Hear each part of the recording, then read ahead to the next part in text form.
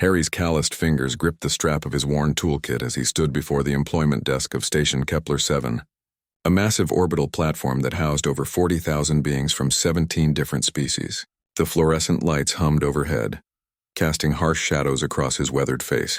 At 34, he looked older, the kind of aging that came from too many double shifts and too little sleep. Name?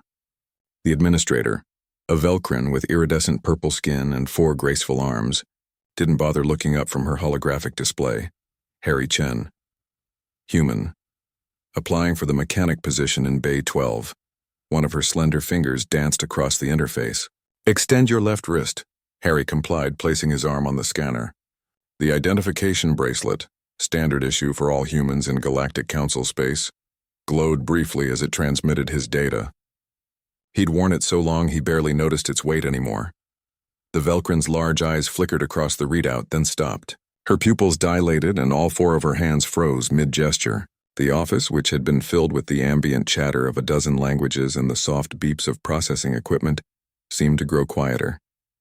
Code B547, she whispered, her voice carrying a tremor that hadn't been there moments before. Harry's jaw tightened. Here it comes again. Is there a problem? He asked, though he already knew the answer. The administrator slowly raised her gaze to meet his. Your endurance crew, it wasn't a question. Around them, other beings had begun to notice the change in atmosphere. A Thaxian merchant paused mid-stride. 2 Corellian traders stopped their haggling. Even the automated cleaning drones seemed to slow their movements. I was, Harry said simply, 7 years ago. The Velcrin stood abruptly, her chair scraping against the metal floor. Forgive me, She performed a complex gesture with all 4 arms that Harry recognized as a sign of deep respect in her culture. Please wait here. The station administrator will want to meet you personally. That's not necessary. I'm just here for the mechanic job. But she was already walking away, moving faster than professionalism probably dictated. Harry sighed and leaned against the desk, ignoring the stares that had begun to accumulate like gravitational pull. He hated this. The recognition. The reverence. The weight of a past he couldn't escape. Daddy! Harry turned to see his daughter, Akeem, racing toward him through the crowd. At 8 years old, she moved with the fearless energy that only children possessed, her dark hair bouncing in 2 ponytails. She clutched a data pad showing some kind of animated educational program. Hey, kiddo, I thought you were going to wait by the viewing port. I got bored, Akeem said, grabbing his hand. Did you get the job? Still processing, Harry said, ruffling her hair. Might take a while. Why is everyone staring at us? Before Harry could answer, a tall figure approached, a Krellin, his gray exoskeleton marked with the insignia of Station Command. Behind him walked the Velcrin administrator and 2 security officers, though their body language suggested escort rather than enforcement. Harry Chen, the Krellin said, his voice resonating through his chest cavity. I am Administrator Korvax. It is an extraordinary honor to have you aboard Kepler 7. Harry straightened but didn't smile. Sir, I appreciate the welcome, but I'm just here to work. I saw you had an opening for... The mechanic position is yours, Korvax interrupted. Along with family quarters in Sector 4, full medical coverage, and enrollment for your daughter in our primary education facility. He paused, his compound eyes studying Harry with something approaching awe. It is the least we can offer to a survivor of endurance. Akeem tugged on Harry's sleeve. Daddy, what's endurance? Harry knelt down to his daughter's level, his expression softening in a way it only did for her. It's just something Daddy did before you were born, sweetheart. Not important, not important. A new voice joined the conversation. An elderly human woman pushed through the gathering crowd, her face creased with emotion. Young man, what you and your crew did saved my entire colony. 40,000 lives, including my grandchildren. The Krethik Armada would have destroyed 3 systems, Korvax added quietly. Everyone here knows the story. How the Endurance, a single human cargo vessel with a crew of 16, held the Krethik fleet for 14 hours. Long enough for the evacuation fleets to escape. Harry's hands clenched at his sides. 14 hours. 16 crew.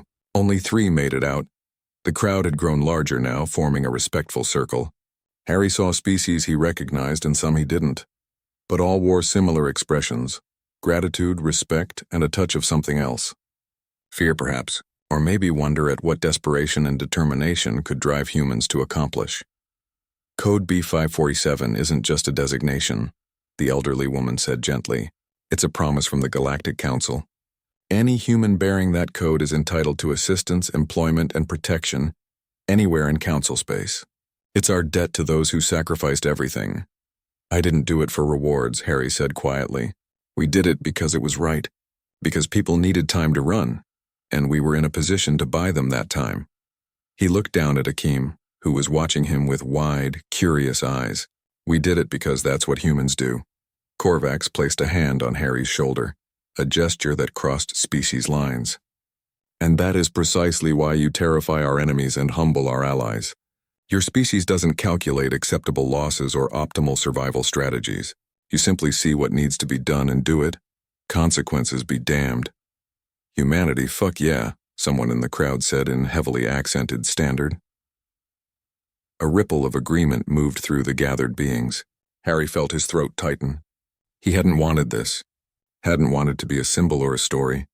He just wanted to work, to provide for Akeem, to build a quiet life far from the memories of fire and vacuum and the screams over the comm channels as the Endurance died section by section.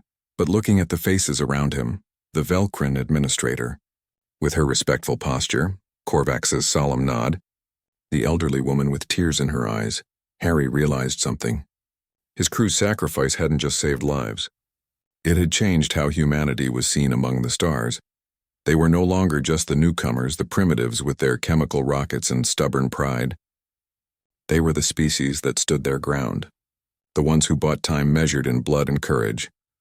Come on, Akeem, Harry said, lifting his daughter onto his shoulders. Let's go see our new home. As they walked through the crowd, beings stepped aside with nods and gestures of respect. Akeem waved at them cheerfully, oblivious to the significance of her father's past. Harry Chen, survivor of the Endurance, carrier of Code B547, and single father trying his best, moved forward into an uncertain future. Behind him, the ghosts of 13 crewmates whispered their approval. He would work. He would raise his daughter. And if the time came again when someone needed to stand in the gap, well, that's what humans did. That's what they'd always done. End.